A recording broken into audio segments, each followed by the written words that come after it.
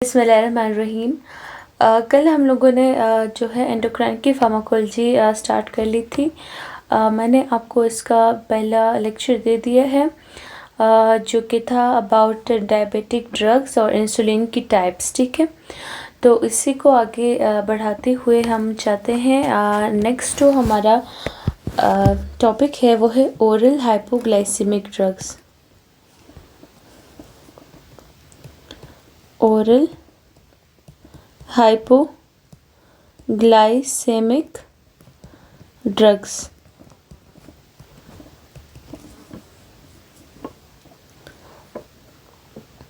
अभी जो oral hypoglycaemic drugs है इसको हम दो मकसद के लिए यूज़ करते हैं।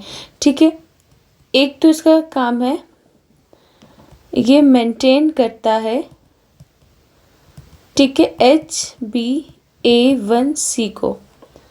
ठीक है, नॉर्मल बंदे में कितना होता है 5.6, और अगर किसी बंदे में ये मोर देन 6.4 हो तो वो कौन से है, डायबिटिक पेशेंट है। तो आपका टारगेट ये होना चाहिए कि HbA1c को आपका गोल होना चाहिए, ठीक है, कि आप ऐसे पेशेंट में 7% से कम लेके आए। ठीक है, जो HbA1c है हमारा गोल ये है कि हम इसको क्या करें 7% से कम हो। लेकिन देखिए डायबिटिक पेशेंट में 6.4 से ऊपर जाता है ना, तो हमें इससे कम करवाना है। ठीक है, हमारा गोल मेनली ये होता है। और दूसरे जो बात है कि जो डायबिटिक पेशेंट खाना खाते हैं उसके बाद उनको होता है पोस्ट पेरेंडियल स्पाइक। ठीक है, ये ड्रग्स दो मकसद के लिए यूज़ होती है, एक मेंटेन करना HbA1c को, ठीक है, और दूसरा क्या है कि पोस्ट पेरेंडियल स्पाइक को क्या करना, मेंटेन करना।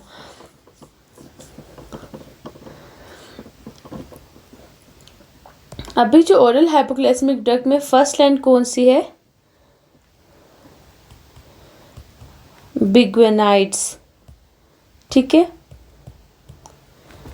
बाइग्वेनाइड्स या बिग्वेनाइड्स, जिस तरह आप लोगों को देखना है इसको। इसमें जो सबसे पहले ड्रग हम पढ़ेंगे मेटफॉर्मिन। ठीक है,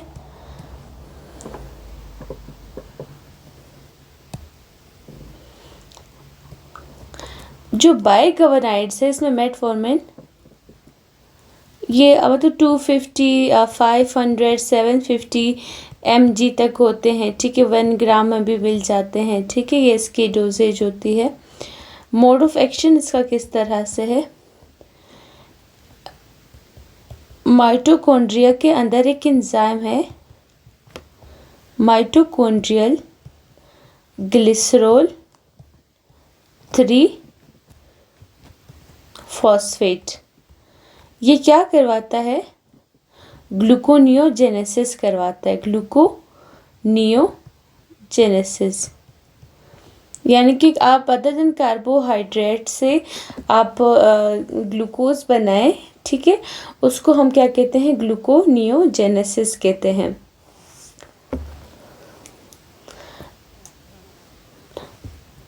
अभी ये क्या करता है, ये जो बाइग्वेनाइड्स हैं ये आता है, ये वाला एंजाइम जो है ये इसको क्या कर लेगा, ये जो माइटोकॉन्ड्रियल ग्लाइसरॉल 3 फॉस्फेट है ये इसको ब्लॉक कर देगा, इनहेबिट कर देगा। तो ये जब इनहेबिट होगी तो ग्लूकोनियोजेनेसिस भी क्या हो जाएगी, इनहेबिट हो जाएगी। ठीक है, तो क्या हो जाएगा, ग्लूकोज आपकी बॉडी में कम हो जाएगा, जो कि हमारा मेन टारगेट है, ग्लूकोज को कम करना।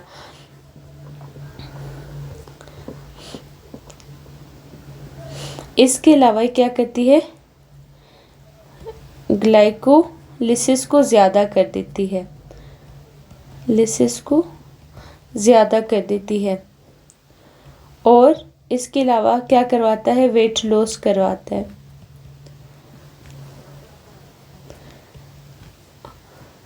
ड्रग ऑफ चॉइस फॉर, अगर आपसे कोई पूछे ना कि drug of choice for the diabetes type 2, ठीक है, और साथ में वो बंदा क्या है, ओबीज भी है, ठीक है। तो आपकी ड्रग ऑफ चॉइस क्या होगी? मेटफॉर्मिन,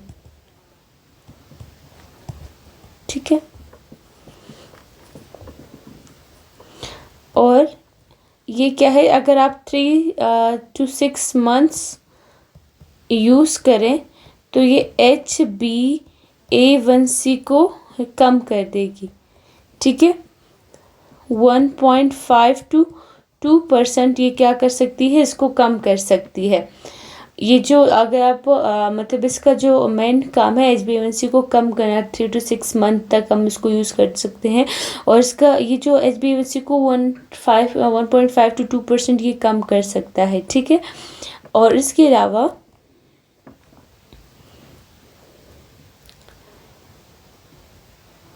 अभी आप किस ड्रग को ज़्यादा प्रेफर करते हैं कि जो दिन में एक दफ़ा लेनी पड़े या दिन में बार बार लेनी पड़े? तो ज़्यादातर पेशेंट ऐसे ड्रग्स को प्रेफर करते हैं जिस ड्रग को दिन में एक बार लेना पड़े, ठीक है।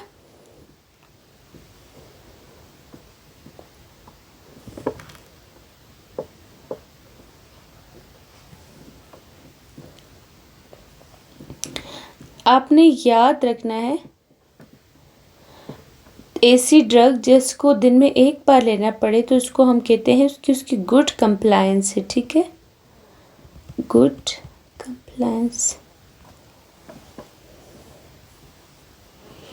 यानी कि दिन में एक बार, ठीक है।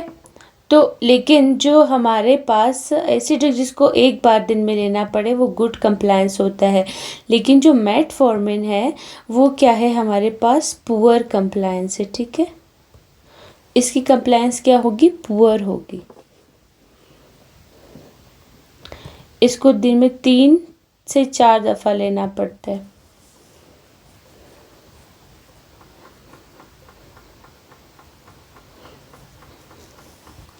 अभी इसको मैं इससे समझाती हूँ। एक ड्रग आपने ली, एक मेटफॉर्मिन ली आप लोगों ने, ठीक है। एक आपने क्या ली,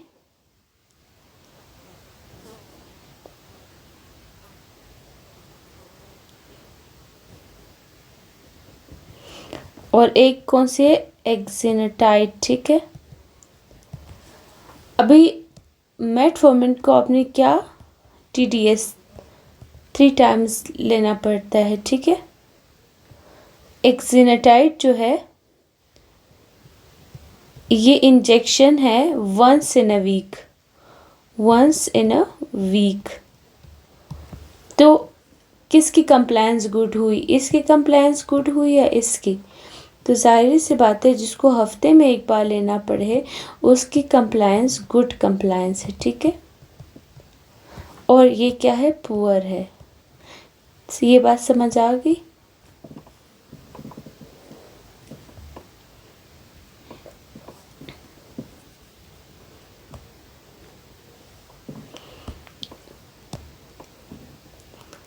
अभी इसकी कॉन्ट्रा इंडिकेशन क्या है, पुअर कंप्लायंस में इसकी कॉन्ट्रा इंडिकेशन क्या है मेटफॉर्मिन की? एक क्या है, रीनल इंसफिशिएंसी, ठीक है, क्योंकि एक्सक्रीट यहीं से होता है। इसके अलावा ये क्या होता है, इसमें इसकी वजह से लैक्टिक एसिडोसिस हो सकता है। अभी लैक्टिक एसिडोसिस हमारी बॉडी में 2 टाइप का होता है।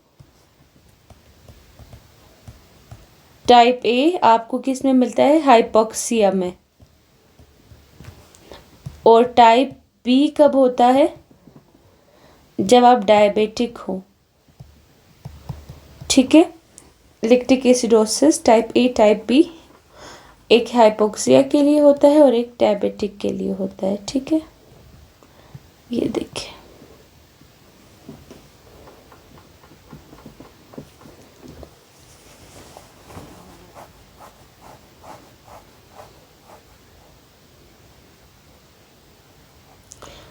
अभी देखिए ना, मेटफॉर्मिन का मैंने आपको क्या क्या बताया। एक इसकी पुअर कंप्लायंस का बताया, एक लैक्टिक एसिडोसिस की कॉन्ट्रा इंडिकेशन क्या कहते हैं, और ये इसके अलावा मैंने इसका आपको बताया कि किस तरह से ये इसका मोड ऑफ एक्शन क्या है। ठीक है, अभी नेक्स्ट ड्रग जो है वो थायाजिलिडाइन। ठीक है,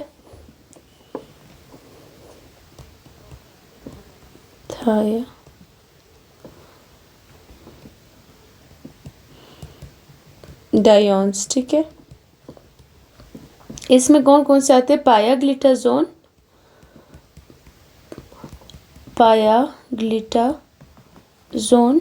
ठीक है, और दूसरी कौन सी आती है? रोजीग्लिटाजोन।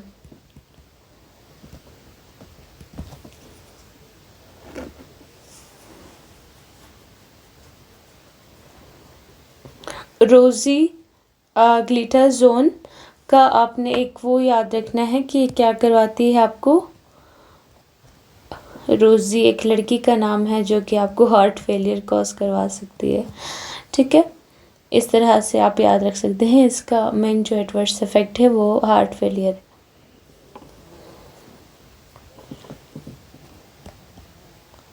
और ये जो पायाग्लिटाजोन है ये क्या करवाता है?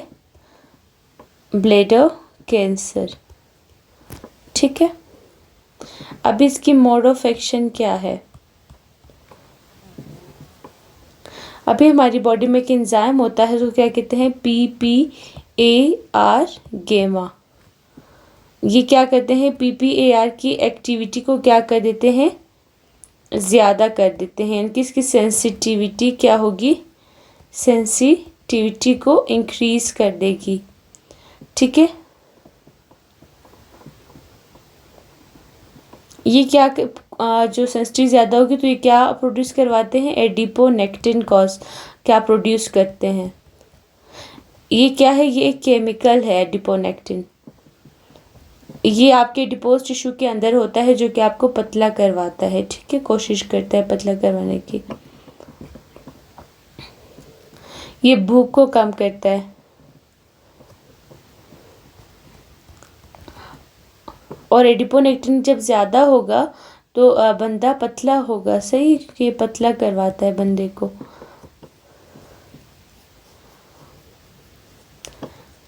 ये इसके अलावा क्या कहते हैं? ग्लूकोज की मेटाबॉलिज्म करते हैं। पायाग्लिटाजोन एंड रोजीग्लिटाजोन। इसके अलावा ये क्या कर सकते हैं? ये HbA1c को रिड्यूस कर सकते हैं। HbA1c को रिड्यूस कर सकते हैं 1% तक। ठीक है, नॉर्मल कितना बताया था मैंने आपको? 5.6। ठीक है, और डायबिटिक पेशेंट में 6.4 से ज़्यादा हो जाता है।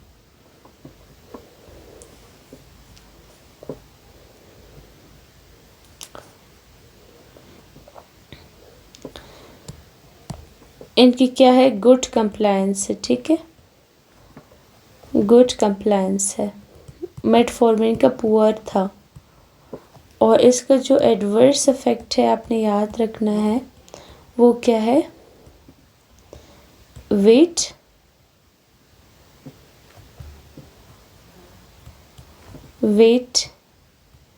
गेन।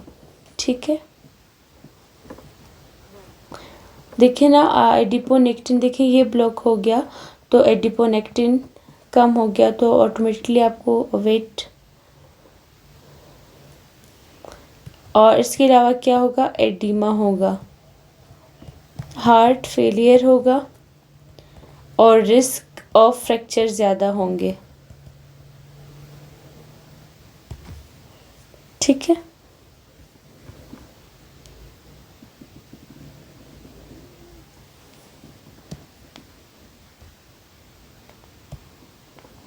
अच्छा, मैं आपको एक ये बता दूं कि ये जो पायाग्लिटाजोन और रोज़िग्लिटाजोन है, ये आती हैं पीपीएआर गैमा को इंक्रीज़ करती हैं, ठीक है। उसकी वजह से सेंसिटिविटी इंक्रीज़ होगी और एडिपोनेक्टिन इंक्रीज़ होगा, तो ये पतला करवाती हैं। फिर ये क्वेश्चन आपको ज़हन में आएगा, फिर ये वेट गेन कैसे हुआ, ठीक है। वेट गेन कैसे हुआ, इसका आंसर ये है कि बाज़ औक़ात कुछ ड्रग्स का हमें पता नहीं होता उसका एडवर्स इफ़ेक्ट कहाँ से आया है, ड्यू टू अननोन रीज़न, ठीक है, अननोन रीज़न, ठीक है।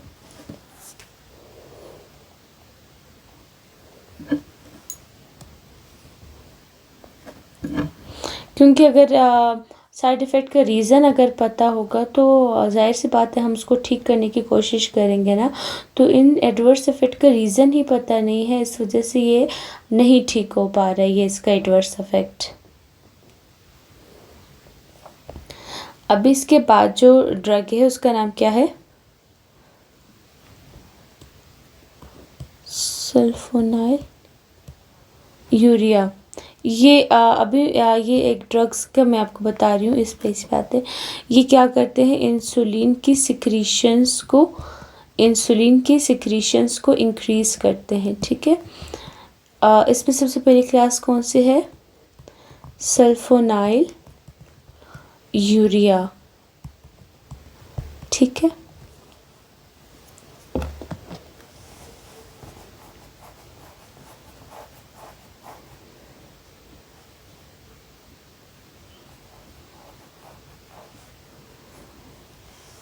इसमें सबसे पहले इसके पहले ज़माने में जो इसको किया गया था, इसको अभी 2 जनरेशन में डिवाइड किया गया है। एक है इसकी फर्स्ट जनरेशन, ठीक है, इसकी फर्स्ट जनरेशन है क्लोप्रोप्रामाइड,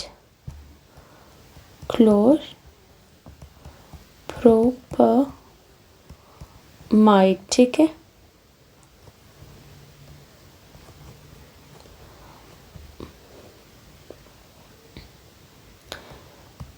इनका साइड इफ़ेक्ट क्या मिलता था, डाइसल्फिराम लाइक रिएक्शन देखने को मिलता था,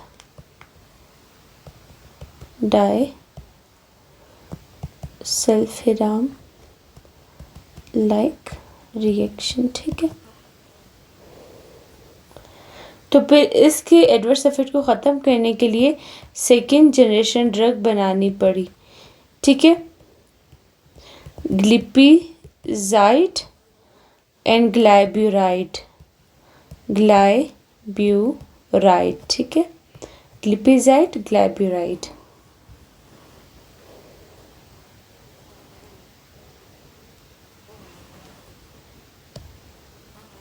अभी इनका मैकेनिज्म ऑफ एक्शन क्या है,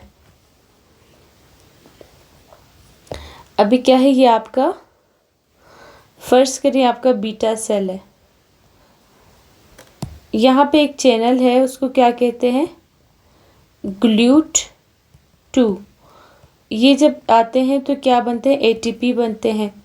यहाँ पे क्या था, ATP सेंसिटिव, ये मैंने सारा आपको पिछले पढ़ाया हुआ है लेकिन सिर्फ रिवाइज कर रही हूँ, पोटाशियम चैनल, ठीक है। तो क्या हो जाता है,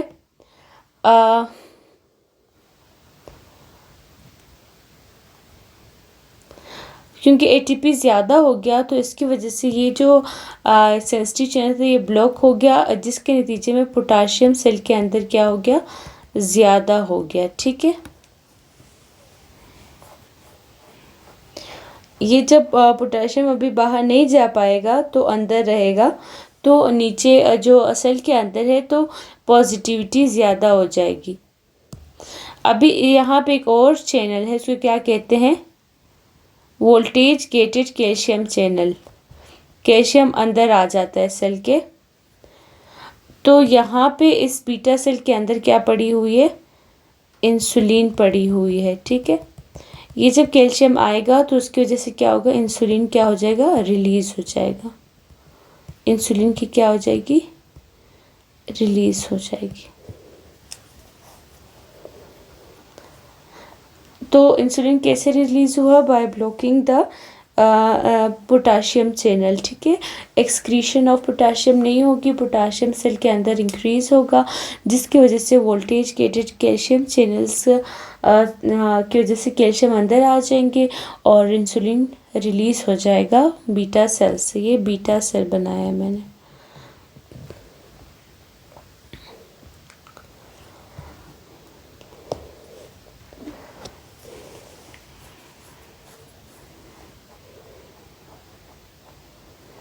और इंसुलिन कब हमारी बॉडी में रिलीज होगी, जब ये सब मेरे पीछे पड़ा है कि इंसुलिन और जो सी पेप्टाइड है वो जब इक्वल अमाउंट में ना रहे तो इस स्टिमुलस की वजह से इंसुलिन की रिलीज हो जाएगी, ठीक है।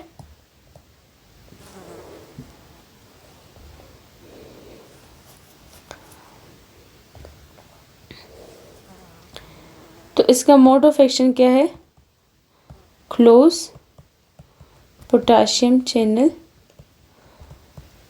और उसकी जैसे इंसुलिन क्या हो जाएगा, ज़्यादा हो जाएगा और आपकी डायबिटीज़ ठीक हो जाएगी, ठीक है।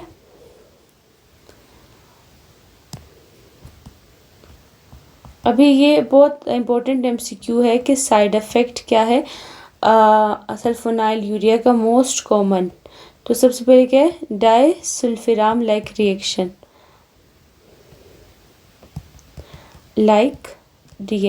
ठीक है। और इसके अलावा हाइपोग्लाइसीमिया, क्योंकि इंसुलिन रिलीज हो रहा है, और वेट गेन। देखिए अभी तक हमने सिर्फ वेट गेन को पढ़ा है, वेट लॉस एक ही पढ़ी थी, वो कौन सी थी, मेटफॉर्मिन, ठीक है। और उसकी कंप्लायंस पुअर थी।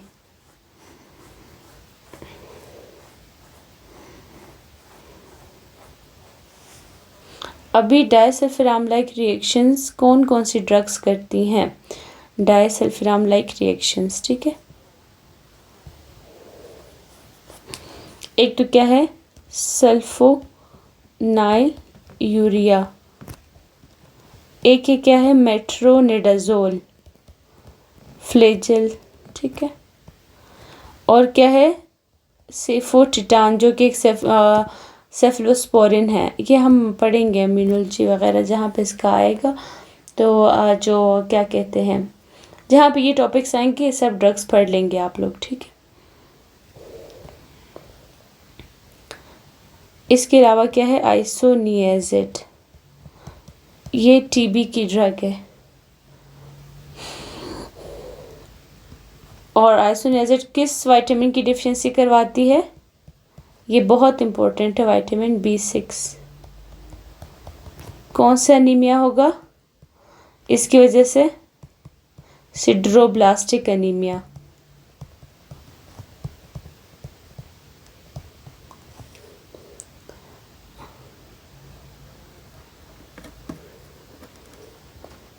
और इसके अलावा इसमें और एक और ड्रग आती है, ट्राइमेथोप्रिम सल्फामेथाक्सोजोल।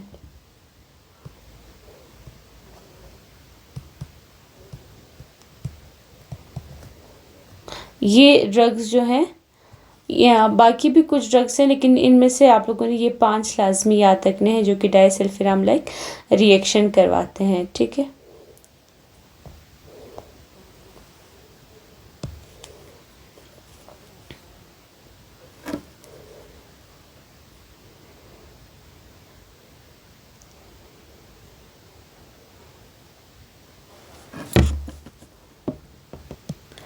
अभी आप एक पेशेंट है, दोनों में ग्लूकोज इंक्रीज हो रहा है, ठीक है।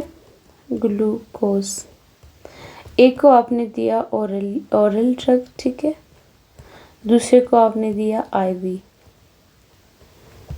ये क्या कर देता है, ये GLP-1 को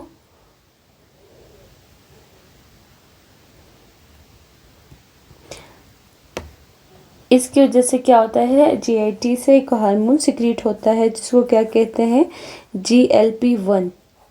तो आपकी क्या होगी, इंसुलिन की प्रोडक्शन इंक्रीज हो जाएगी, इंसुलिन की प्रोडक्शन।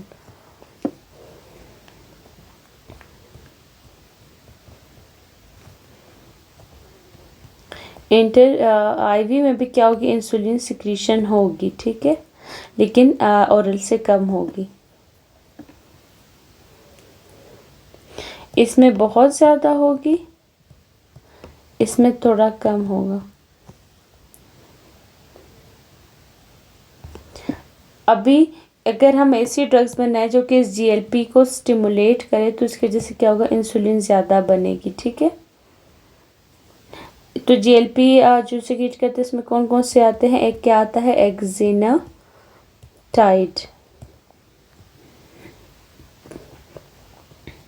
लिराग्लूटाइड।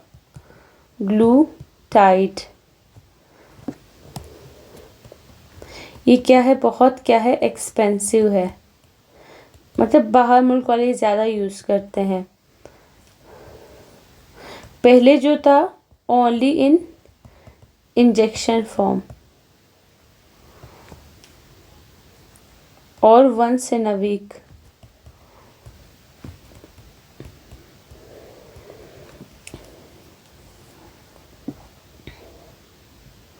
तो इस ड्रग की कंप्लायंस क्या है, गुड कंप्लायंस।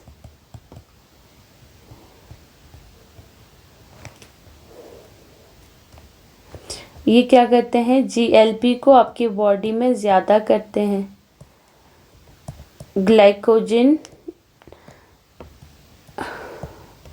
ग्लाइकोजन को कम करती है, इसके अलावा गैस्ट्रिक एम्पटिंग को कम करती है, ठीक है।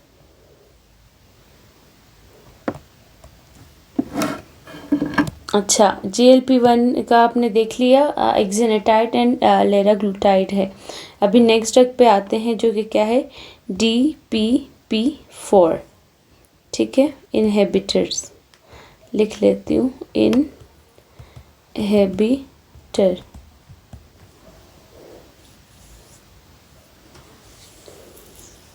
अभी एक एंजाइम है, उसको क्या कहते हैं, DPP-4। ये क्या करता है, ग्लूकोज को क्या करता है, हाइड्रोलाइज करता है, ठीक है। ग्लूकोज को हाइड्रोलाइज करता है DPP-4, ताकि ग्लूकोज क्या हो सके, एब्सॉर्ब हो सके हमारी जीआईटी में, ठीक है। अभी अगर ये एंजाइम आपका क्या हो गया, इनहिबिट हो गया, तो क्या उसकी ग्लूकोज की हाइड्रोलिसिस होगी, क्या उसकी एब्जॉर्प्शन होगी, ग्लूकोज। तो इसके लिए हम कौन सा ड्रग यूज़ करेंगे, लिनाग्लिप्टिन, ठीक है। और दूसरा कौन सा है, सक्साग्लिप्टिन, ठीक है, और सीटाग्लिप्टिन।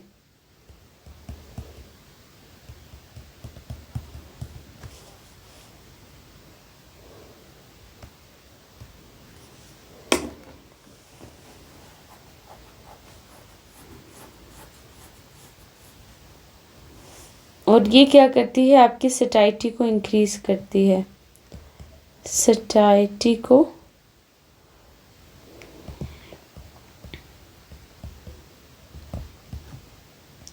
सटाइटी क्या है, यानी कि जब आप खाना खा ले आपको फुल वाली फीलिंग आ जाए, तो वो क्या होती है, सटाइटी, क्या बस अभी और नहीं खाना, मैं फुल हो गई हूँ, ठीक है।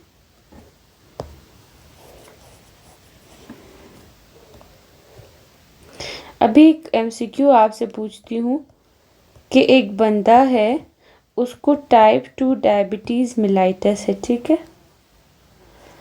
और क्या है, ओबीज भी है, तो ड्रग ऑफ चॉइस क्या है,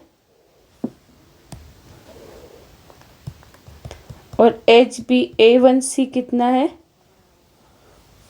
लेस देन 10%, ठीक है। तो आप क्या दोगे इसमें, मेटफॉर्मिन।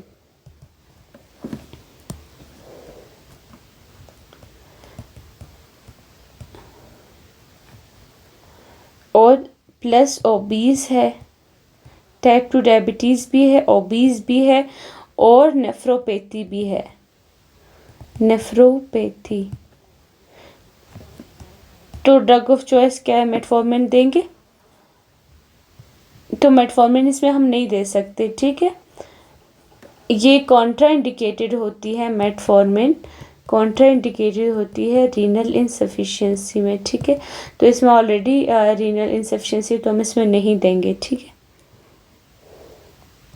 हम इसमें क्या देंगे? लीना ग्लिप्टिन, यानी कि, और दूसरा ये सारे ग्लिपिजाइड्स दे सकते हैं, ठीक है।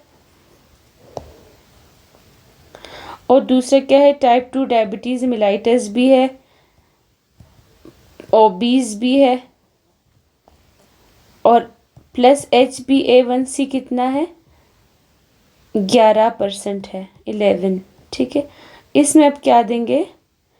इसमें डायरेक्टली इंसुलिन लगाएंगे। मैंने आपको बताया था अगर HbA1c 10% से ज़्यादा हो गया तो इंसुलिन दे दो, ठीक है। प्लस मेटफॉर्मिन दे सकते हो साथ में।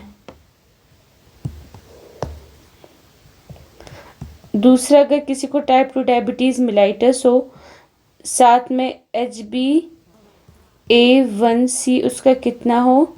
लेस देन 10%, और वो क्या हो? पतला भी हो, ठीक है। तो आप कौन सी ड्रग दोगे? सल्फोनाइल यूरिया देंगे।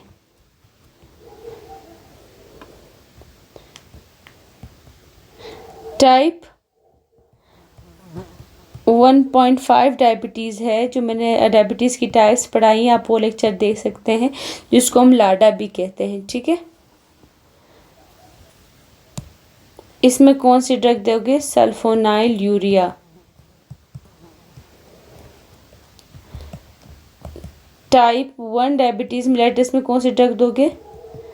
इसमें कोई ड्रग यूज़ नहीं कर सकते, मैंने आपको स्टार्टिंग में बताया था। इसमें डायरेक्टली इंसुलिन देंगे।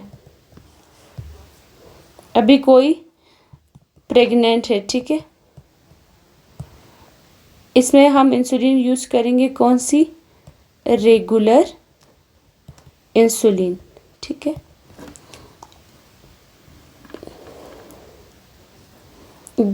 इसको क्या कहते हैं? गेस्टेशनल डायबिटीज़, ठीक है। ये सारे पॉइंट्स आपको याद रखने हैं, बहुत इम्पोर्टेंट है।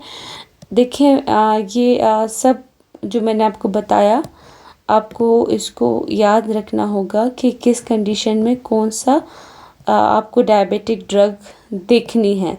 लीनाग्लिप्टाइड आपने सिर्फ लीनाग्लिप्टिन आपने सिर्फ मतलब जिसको नेफ्रोपैथी होगी तब आपकी ड्रग ऑफ चॉइस होगी, ठीक है। इसके अलावा मेटफॉर्मिन है, और ये लाडा में सल्फोनाइल यूरिया आप देख सकते हैं, और टाइप 1 में इंसुलिन डायरेक्टली दोगे, गेस्टेशनल डायबिटीज़ में रेगुलर इंसुलिन दोगे, ठीक है। तो डायबिटिक ड्रग्स का आप लोगों को मोड ऑफ एक्शन और सब कुछ मैंने कोशिश किया कि आप लोगों को अच्छे से समझाऊं। तो मुझे गाइस दीजिए इजाज़त, और मेरे चैनल को लाइक कीजिए, शेयर कीजिए और सब्सक्राइब कीजिए। और कोई भी क्वेरी हो आप लोग मुझे कमेंट सेक्शन में पूछ सकते हैं। अल्लाह हाफ़िज़।